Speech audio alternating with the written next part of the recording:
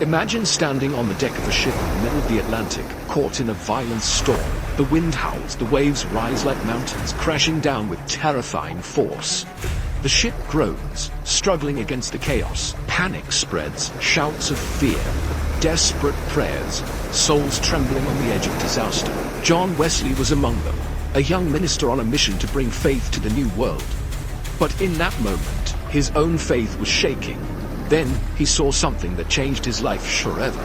The storm raged, relentless. The ship rocked violently, its sails torn like paper. Fear gripped every heart. Except for one group, the Moravians. They did not panic. They did not scream. Instead, they sang. Hymns of praise rose above the roar of the storm, their voices steady, their faces calm, as if they were safe inside a church, not stranded in the middle of a raging sea. Aren't you afraid? I thank God, no. Wesley was stunned. How could they be so calm? He had faith, didn't he? He was a minister, trained in doctrine, dedicated to his mission, and yet, in the face of death, his heart trembled while theirs stood firm. The just shall live by faith echoed in his mind, but was his faith real? Or was it just knowledge, words on a page rather than an anchor his soul? The storm is gone, but something still lingers.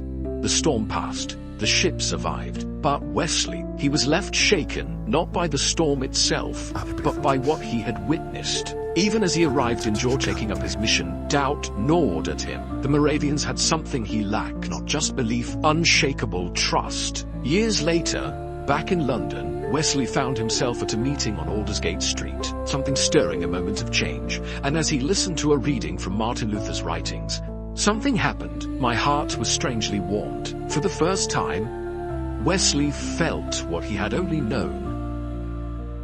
A faith that was alive, a trust that could weather any storm. That moment ignited a movement, a revival that would touch millions of lives across the world. All because of a storm. Storms come in many forms. Some shake the earth, some shake the soul. John Wesley's storm revealed a lesson. Faith is not about knowing all the answers. It's about trusting the one who does. So I ask you, what storm are you facing today? Because real faith isn't just about what you believe, it's about who you trust. If this story inspired you, share it with someone who needs hope today. And remember, storms will come, but faith that is rooted in God will always endure.